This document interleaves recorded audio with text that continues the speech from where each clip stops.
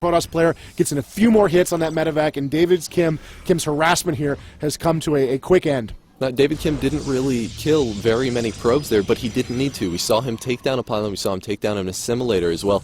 But the real benefit for David Kim at that point was that he forced Yun Ho to pull away his probes, meaning that he wasn't mining from one of his bases. Yeah, all of those workers not operating for that long a period of time is a real cost. That could be hundreds and hundreds of minerals lost by Yun Ho in that one exchange. And yes, David Kim also lost minerals and resources by losing those units. But, you know, it's difficult to say at this point where the advantage will lie, but it was still a really effective raid for David Kim, and of course it may force Yun Ho to make different types of choices with his technology later just to avoid a similar type raid. Yun Ho's trying to establish map control. You see that David Kim is defended relatively well right now. He has a few Hellions, he does have some siege tanks, and he is probably unaware of Yun Ho's 9 o'clock expansion. Yun Ho took a second expansion, so right now he's going to have the resource advantage, but he's also going to be able to skate out the front of David Kim's base so that he won't walk into a sure trap. Yeah, this is what he needs to see. He's got the observer in position, the siege tank shooting away the blink up into high ground. To pick off a single siege tank, but of course there's a cooldown on blink. He needs to get away. The Thors are closing in for the kill. He needs to buy himself, and there's the blink. He got the blink off in time, and he got away with the rest of his forces. Still, a little bit of a beating he took there for not a lot of gain. And here we see is another response from Yun Ho moving onto the board. This is a warp prism. This is a unit that you can use to transport units, but you can also use it to create a power field. And this is incredibly important for the Protoss because he can use this power field to warp in forces anywhere he wishes. Now, David Kim mysteriously has managed to main control that one watchtower, so he may have seen that warp prism fly by.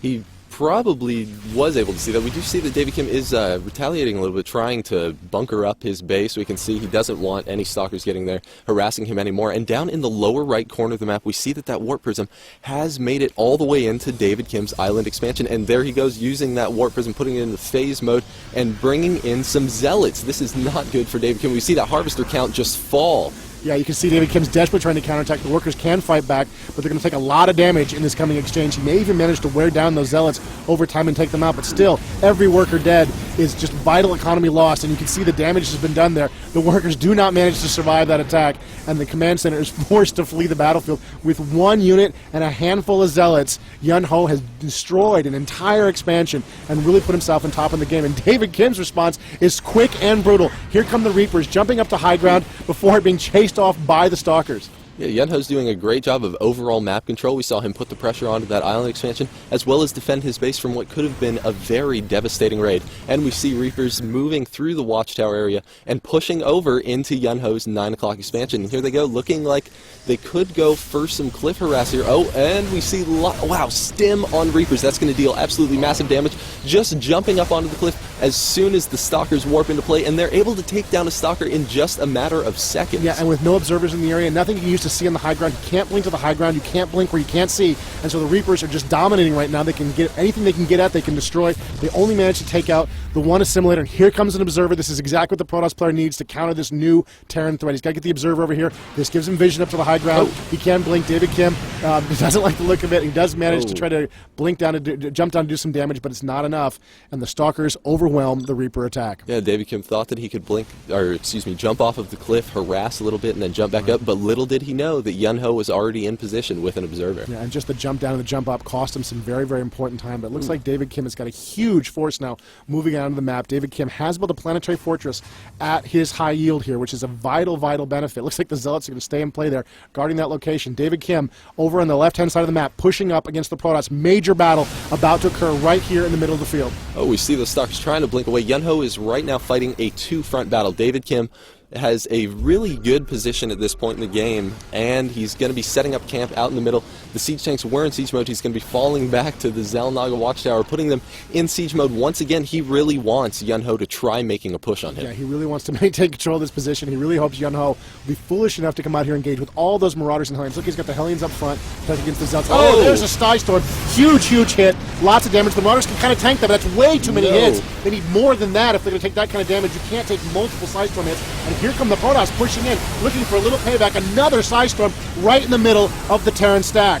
not looking too good for David Kim. Some great placement on those Psy Storms from Yunho. He really used his tech advantage to overwhelm David Kim's army. He has the perfect counter to any sort of low-tier army. That Psy Storm really turned the tide of battle, and he had enough High Templar that he was able to just storm after storm after storm. And there's the Protoss charge. This is looking really great for the Protoss right now. They've got a huge advantage. They've got a massive amount of board control. They've got a much larger army, and they're moving onto the board. The Terrans, of course, got to have some kind of response here, and it looks like the Protoss are moving down to engage this planetary fortress. You can see they're trying to tear it out. The Terrans, meanwhile, are repairing it rapidly, even as they're Psy-storming the SCVs. Meanwhile, the Terran force moves up right behind this force.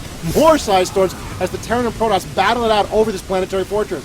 Oh, but it's not looking good for Yunho. He's been sandwiched in between a planetary fortress and a large army, and he's almost about to take down the planetary fortress, but no! Oh, the planetary fortress with sub 100 HP just barely lives. Unbelievable. Huge amounts of damage to David Kim's army.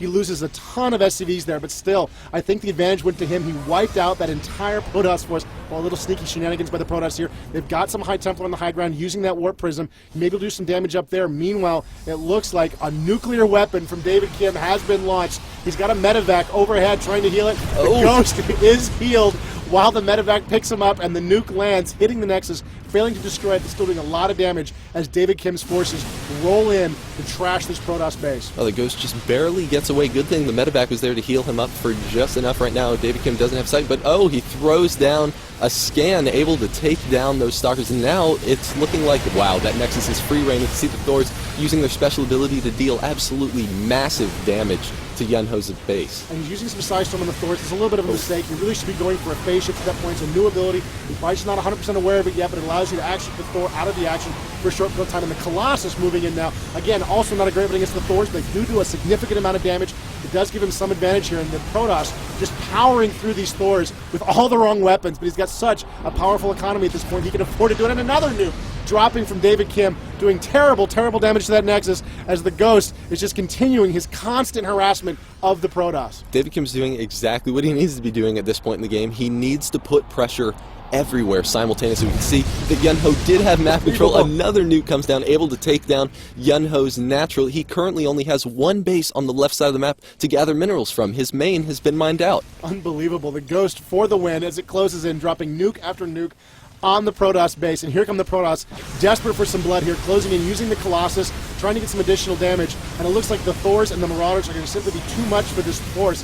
They're going to just power right through this Protoss force and just tear it to pieces. It's just far too many units for the Protoss force to deal with, and there's always the fact that those Marauders are very strong against any armored units, which both of those happen to be. And another nuke. Unbelievable. As the Protoss desperately try to rebuild this base, you can see the Warpin going on there, trying to power down this Ghost. Can they get this Ghost before the nuke falls? No! The nuke lands. The Ghost hops back into the medevac and makes good his escape as that one Ghost continues his relentless one-man army attack on the Protoss. David Kim and his addiction to terrible damage has really paid off this game. And you can see the Protoss are in a lot of trouble right now. They've got a lot of workers idle. There's not a lot they can do. The Terrans are in control of the board right now. They're trashing any attempt by the Protoss to get another Nexus in the field.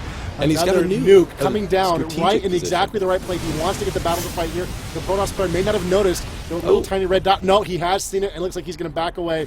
A nuke wasted, but still, it's bought the Terran player a little bit of time to try to get in position. He uses Stim on his Marauders, and he's closing in for the kill. This is not the right unit mix for the Protoss right now. The Colossus can do okay against those Marauders, but still, the Marauders do a lot of damage against the Stalkers, and the Thor is very effective as well. There's just been a few Zealots in there to distract those Marauders and the Thor for just a few seconds longer. The tide of battle really could have changed, but right now, Yunho is having a lot of trouble keeping up anywhere on the map. He has been hit repeatedly, again and again, and right now he's even been forced to remote mine from his natural expansion. He's really just trying to hold out at this point for as long as he can to see what he can do to keep back in this game. There are some tech choices that might get him back in the game. He might be able to get some Dark Templars out to really get him back in the game, but he's in a little bit of trouble right now. And there's the GG. He decided he's not going to get to that tech advantage. He knows David Kim has outplayed him, and it looks like another win, unbelievably, for David Kim. A fantastic match between these two players. I love nukes. Yeah, absolutely. What a great game. Thank you for joining us for this StarCraft 2 Battle Report.